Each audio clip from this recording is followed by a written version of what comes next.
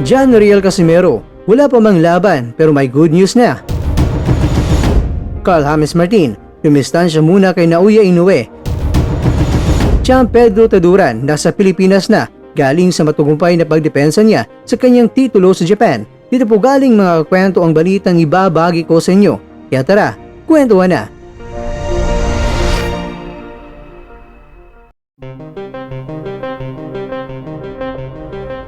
Si Casimero ay nakaban pa sa bansang Japan, hindi pa makakalaban doon. Wala pang ibinunyag o kinumpirma na may promoter na. Hindi alam ng mga boxing fans kung may laban pa ba na paparating o wala na. Pero ganun pa man, kahit na sa ngayon, ay ganito ang mga nangyayari sa former 3 Division World Champion. Ang karera niya sa professional na boxing ay buhay na buhay pa rin, lalo na kung ang ating pagbabatayan ay ang kanyang world ranking sa 4 na mga major sanctioning bodies. Sa update sa Super Bantamweight World Rankings, kasama pa rin ang angas ng Pinas. Kaya isang signos na ito, hindi pa tapos para kay Casimero ang karera niya dahil pati ang mga major sanctioning bodies ay may halaga pa rin para sa kanila ang angas ng Pinas. Kaya masasabi natin na may malaking tsansa pang mas lalong umangat ang world rankings ni Casimero, lalo na kung makahanap na siya ng bagong promoter para makalaban na ulit. Narito naman ang world rankings ni Casimero ngayon. Sa International Boxing Federation, siya ay rank 13, habang rank 8 naman si Carl James Martin, rank 6 itong si Jerwin Ancas, at rank 3 naman si Marlon Tapales. Sa World Boxing Association ay pasok dito ay sina Tapales at Ancas lang. Si Ancas ay rank 8 habang si Tapales naman ay rank 5. Sa World Boxing Council, sina Casimero at Tapales lang din ang pasok dito. Si Casimero ay nasa rank 13 habang si Tapales naman ay rank 2. Sa World Boxing Organization naman mga kwento, sina Casimero, Ancas at Martin ang pasok sa top 10. Si Casimero ay rank 7, si Ancas naman ay rank 6, habang ang dating rank number 1 sa WBO na si Martin ay tinalbugan ngayon ni Sam Goodman dahil si Martin ay nasa rank 2 na. Kaya naman, masasabi natin na sa world ranking na ito, dumistansya pa si Martin kay Naoya Inoue dahil ang mas napalapit pa ay itong si Goodman. Pero sige lang mga kakwento, dahil baka dumating ang pagkakataon na hindi pa maging mandatory itong si Goodman kay Inoue. Dahil may laban pa si Inoue sa ibang boksingero. Baka si Martin at Goodman pa ang magkakasubukan para maging mandatory kay Inoue.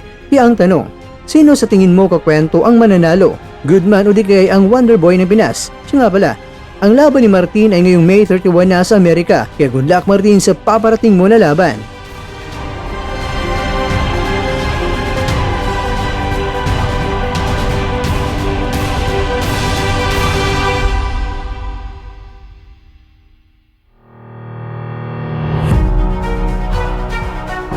Mga kakwento, baka sa mukha ng ating kampiyon na si Taduran ang kasiyahan ng pagbalik niya sa Pilipinas mula sa matinding giyerang pinanggalingan sa bansang Japan.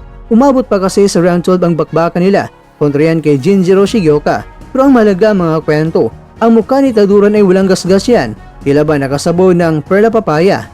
Kaya welcome back Sham sa ating bayan. Proud na proud sa iyo kaming iyong mga kababayan.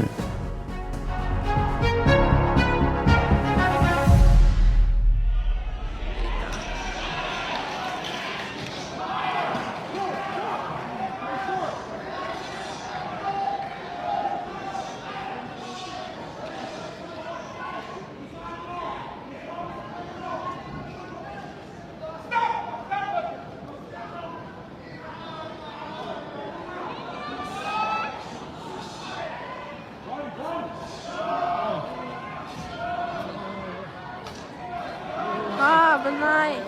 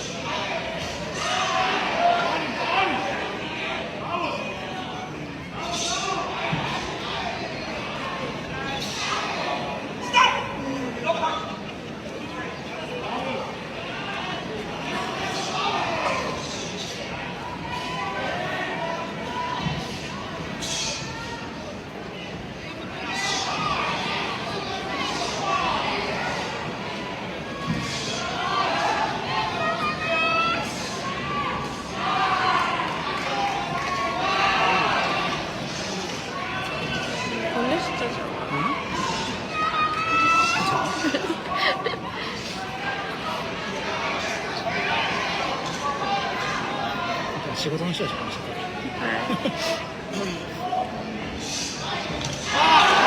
あー、フェイス。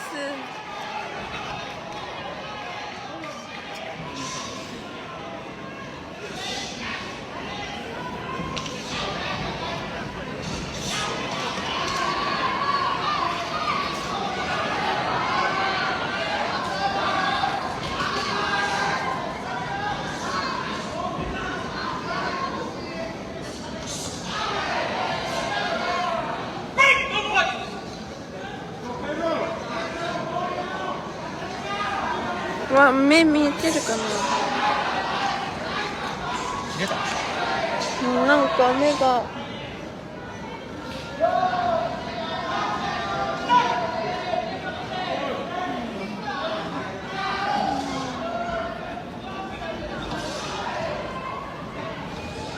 また頑張ってこれた。わえからんけど。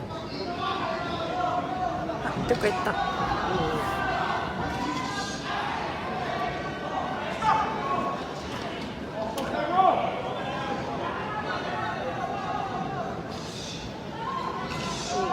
危ない。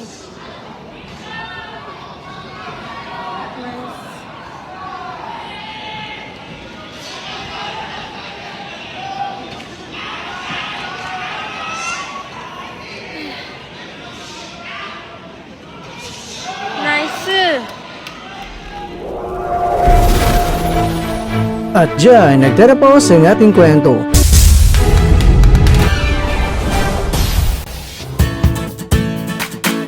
Maraming salamat mga kakwento sa inyong panonood. Pero baka naman mga kakwento ay nagustuhan niyo po ang kwento natin ngayon. Baka pwede niyo po akong mabigyan dyan ng like, subscribe at pa-click na rin sa bell button.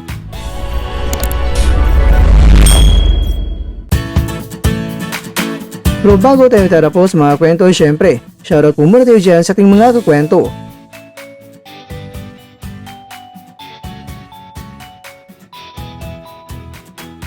At ikaw kwentong nanonood ngayon, shoutout sa iyo dyan. Bueno, hanggang dito na po muna ang ating kwentuhan. At abangan nyo na po ating susunod na video. At dito lang po yan sa isang channel na kung saan maaring ito'y mga kwentong di pa na kwento sa inyo.